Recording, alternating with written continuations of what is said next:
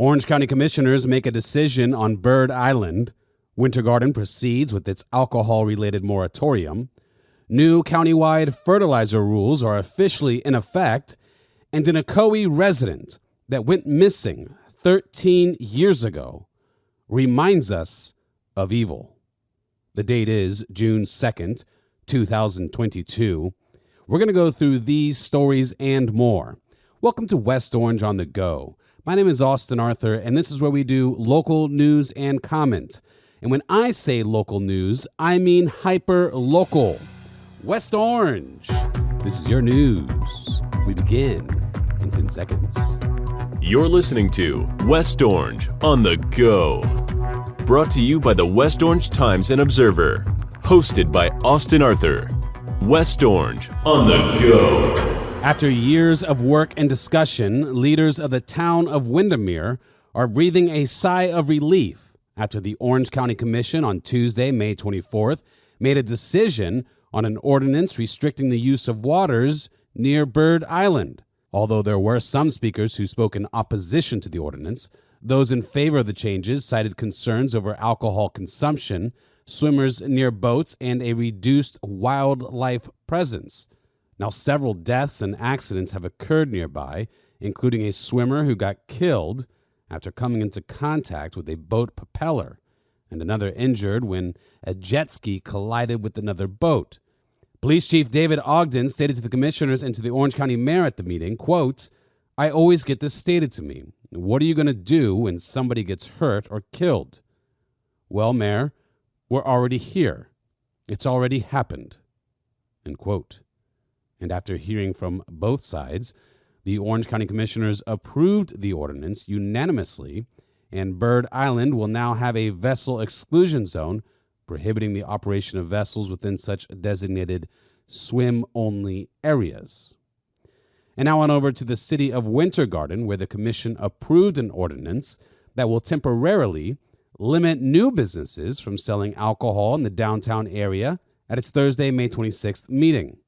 Existing businesses will not be affected, and the ordinance will allow for a possible extension or early termination of the moratorium. District 2 Commissioner Ron Mueller immediately expressed opposition to the ordinance. He said, quote, "The more I think about this, the more I am opposed to this particular piece of legislation. This doesn't directly address the issue we have, and that is bars and restaurants that are currently in operation over-serving their guests." End quote. Now, Commissioner Colin Sharman agreed that this issue needed to be addressed, but supported a two-prong approach, with the first prong being to pass this ordinance to allow staff to get ahead of the issue while placing the moratorium on new businesses from serving alcohol. The ordinance passed 4-1 with Mueller dissenting. And in other City of Winter Garden news, city commissioners approved a recommendation for construction of a temporary fire station while a permanent one is being built. Fleet and Facilities Division Manager Michael Keynes said the station is needed to provide fire rescue service to the southwest area of the city. Now, although discussion was held regarding a different possible location due to the unfortunate need for cutting down some trees on the plot of land, the city staff insisted they exhausted all other possible options and that the need to get these residents a quicker response time to emergencies was of the utmost importance. Now, approval was granted in a 4-1 decision with Mueller dissenting.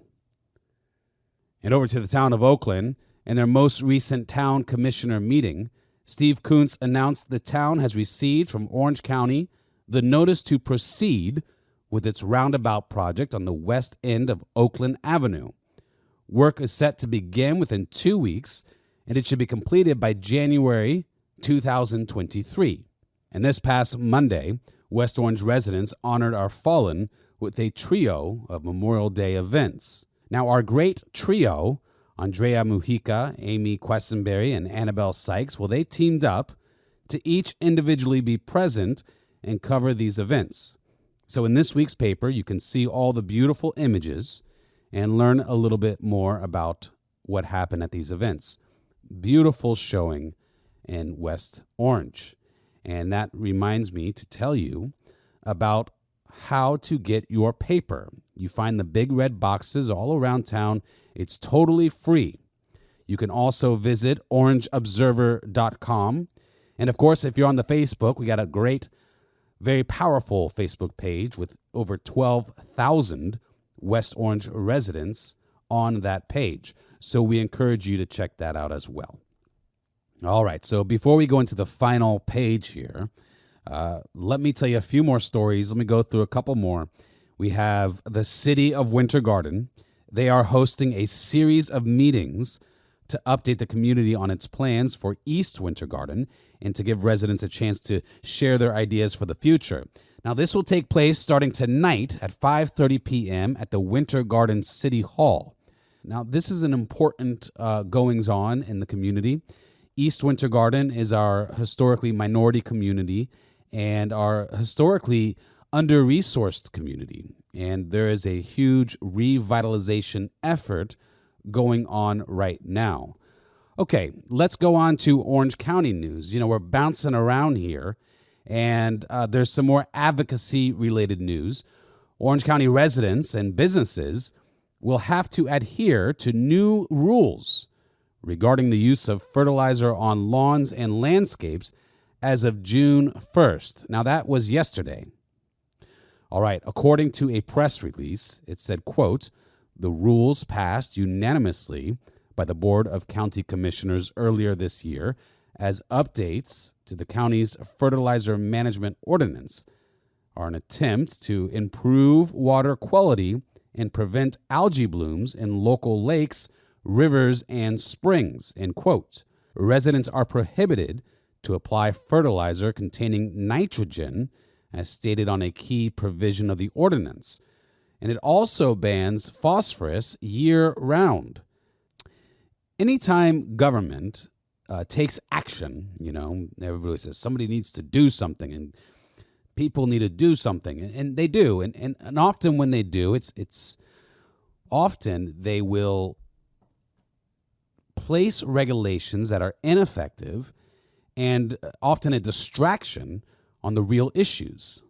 So whenever I see, you know, ordinances like this come out, I don't automatically, you know, reject it or stand in opposition to it, but I automatically question. And I think it's important for us to always question with boldness the actions of our elected leaders.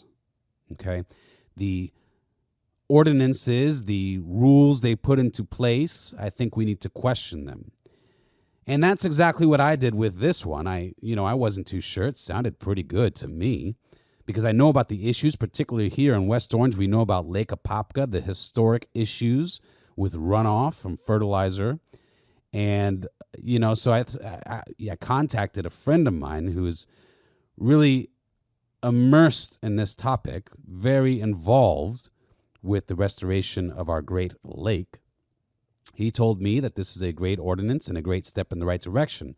So my first inclination to think that this was a good thing was the correct one, and I'm happy to hear it. So kudos to Orange County for taking some good action on this topic. Although, as a people, we don't like to always be told what to do. Sometimes within a civil society, we have to put laws into place, in this case, an ordinance into place, to help retain and preserve our heritage. And in this case, our lakes, our springs, our natural environment. So this is a good move, and I hope that we all create awareness of it so that it can be effective. Now, I have to tell you, this is my favorite West Orange school, public or private, not just because, yes, it is the school that my daughter attends, which I consider it to be a great blessing that she attends that school. You know, we're entering the summer months, and there's time to think about it. You have to decide whether or not where your child is, well, if it's where you want them to be. Remember, there are hours and hours that your child is with otherwise strangers inside of this classroom every week. So there's a lot of trust there. These are your children. I encourage you to check out Foundation Academy. I really am so lucky that I can give you my professional recommendation and my personal.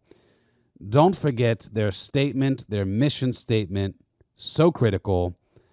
Foundation Academy, where character matters. And now we're going to dive into the final page here. Now, before I dive into this story, remember, as I have often reminded you, I do not speak for the West Orange Times and Observer.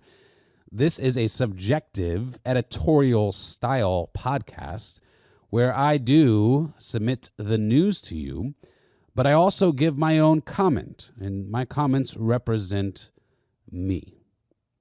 Okay. The last time anyone saw Tracy Ossio, she was leaving a Metro West bar after an Orlando Magic game in 2009. Now, 13 years later, Tracy's disappearance remains an open case as the Ocoee Police Department detectives continue to look for evidence that might help bring closure to the woman's family and friends. The night of Tuesday, May 26th, 2009, Tracy had left her home, where she lived with her parents in Ocoee, for a fun-filled night at one of her favorite local bars. The then 27-year-old was last seen leaving the bar with Ocoee resident James Hadaway. Tracy's yellow Chevrolet later was found abandoned the morning of Wednesday, May 27th on Franklin Street in Ocoee. Ocoee Police Detective David Gray said James Hadaway remains the only suspect.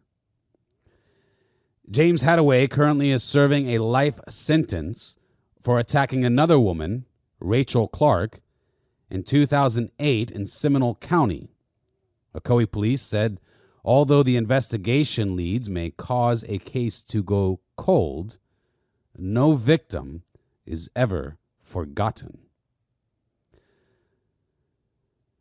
Now, I selected this as my final page, not because I want to read out loud all of this today on this podcast. I don't want to. I don't want to read it out loud. I've read the whole piece, and it's sickening. But it's necessary to highlight, and I encourage you to read it on your own.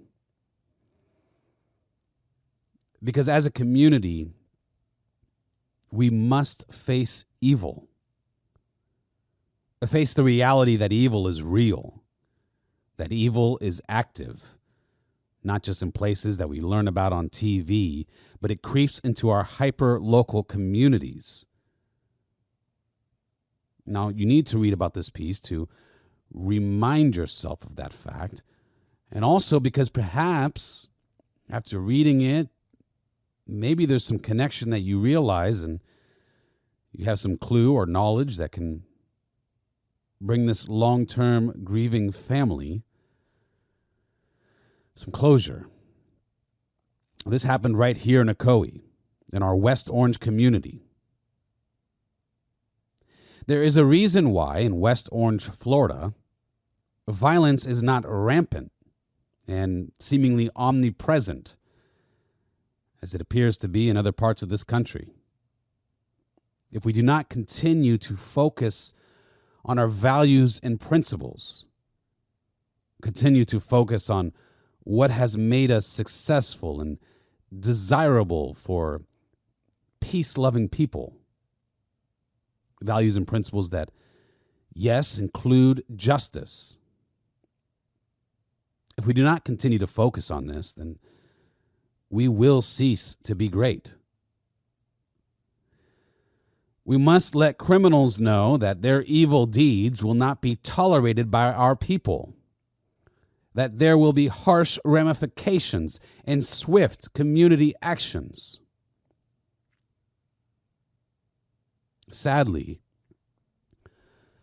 there have been many national videos emerging of people committing horrible acts of violence and standers by just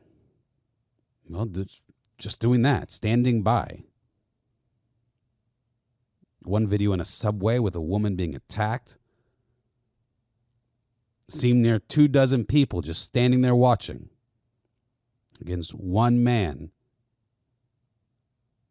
abusing one woman.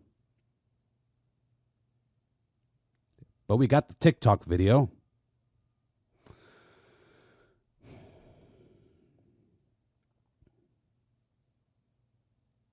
This cannot be us. This is not us. But West Orange, we must renew our commitment in our hearts and our minds that if you see something, say something. If you are with power to do something, then do something. We are a community. And I, for one, commit to serving my neighbor always. And yes, at all cost. We are a people. West Orange County, Florida. Let's remain a beacon of hope in a weary world. This has been Austin Arthur with the West Orange Times and Observer. And until next week, have a happy and blessed weekend. West Orange on the Go is brought to you by the West Orange Times and Observer. Hosted by Austin Arthur. West Orange on the Go.